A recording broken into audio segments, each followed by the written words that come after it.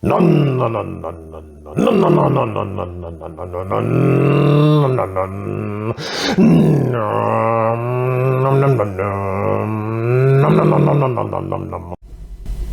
Lord, you have searched me and known me.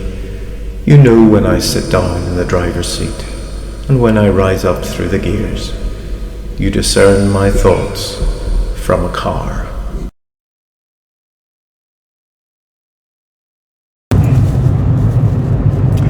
Good morning, good afternoon, good evening. However the world finds you, I hope you're well.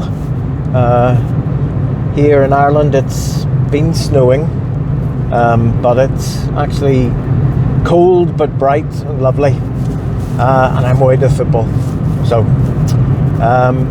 no, I'm going to do a short video here again off the usual sort of off the top of my tiny idiot's head. Very little preparation or thinking involved in it. So I was going to talk a little bit about a subject that can be quite contentious but isn't, or it shouldn't be. Tomorrow in the little Quaker church that I go along to every now and again, they're going to have a post meeting discussion on the situation in Gaza. Now, the instant I say Gaza, all sorts of alarm bells ring in people's heads.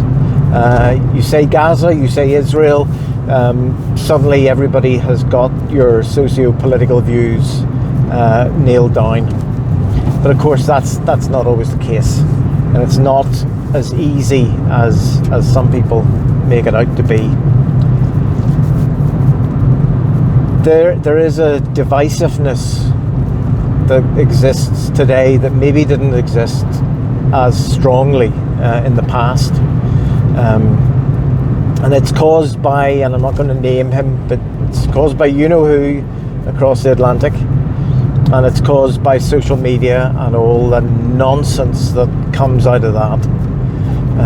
Everybody's their own little political agenda, a little axe to grind, so it's all just a whole mess. But regardless of what your political outlook is, regardless what your theological outlook or your own sort of social perspectives or what have you, the whole thing in Gaza is just a mess, an absolute mess. And I know it's a question often of, well, he started, they started first, and then, you know, it's all that sort of crap.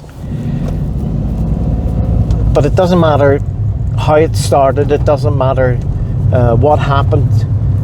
All that matters are the people that are suffering and dying. People on the Palestinian side are suffering and dying, and people on the Israeli side are also suffering and dying. It's just a mess. And I was thinking, you know, maybe you're aware, I've been starting that book by Gandhi's grandson.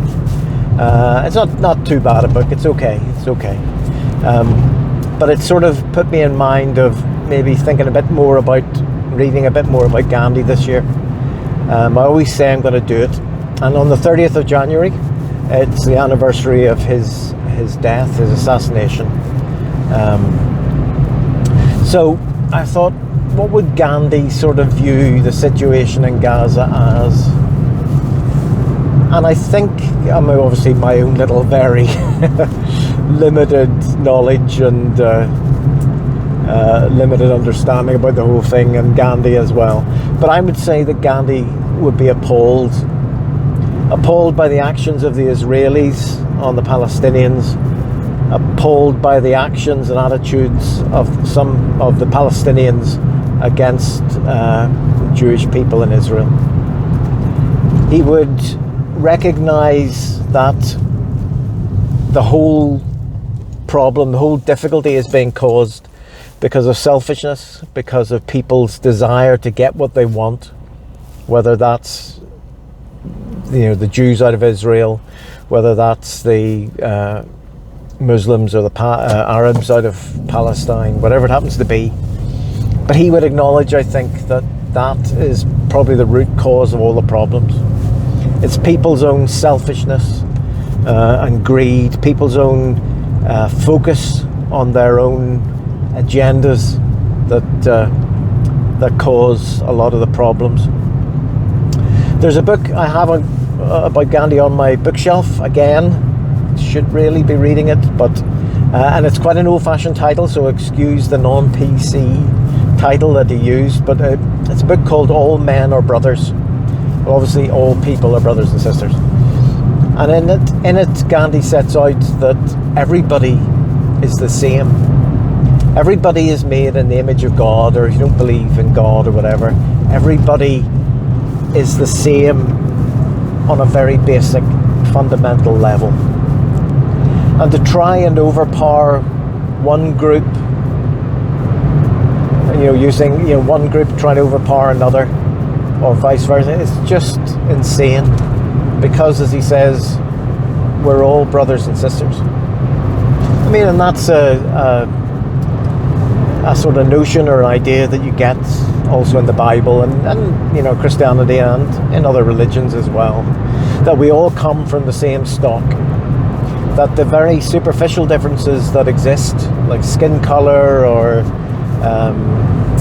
hairstyles, or facial shapes or whatever it is, not doing very well here, but those superficial differences are all just that.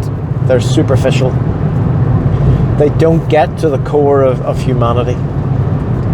And Gandhi and others, and then Jesus as well, would have said that to attack somebody because they're different is to attack the God that made those differences. And I think that's a fair enough point.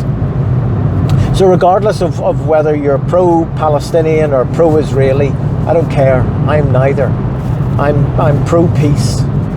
I just want there to be an end to the fighting and the conflict. And that, I think, only will come about when both sides recognise the humanity in each other.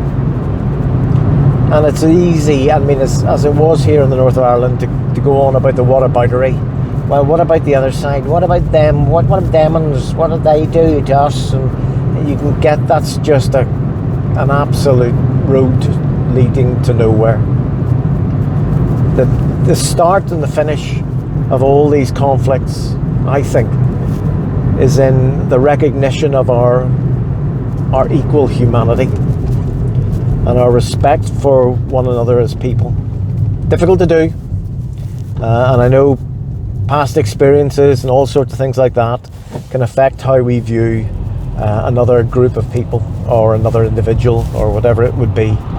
But unless we can respect people, unless we can see that of God in them, as the Quakers would say, then we're on a hiding to nothing.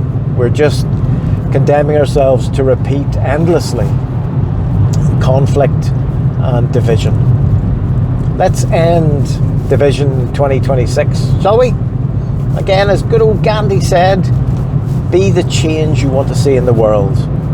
It starts with you, and it starts with me, and it starts with everybody as individuals. If you want to see an end to conflict and strife and war, then be a person who ends conflict and strife and war, either on a personal level or on a wider national level. I know we can't really do a lot with regards to that. But anyway, look,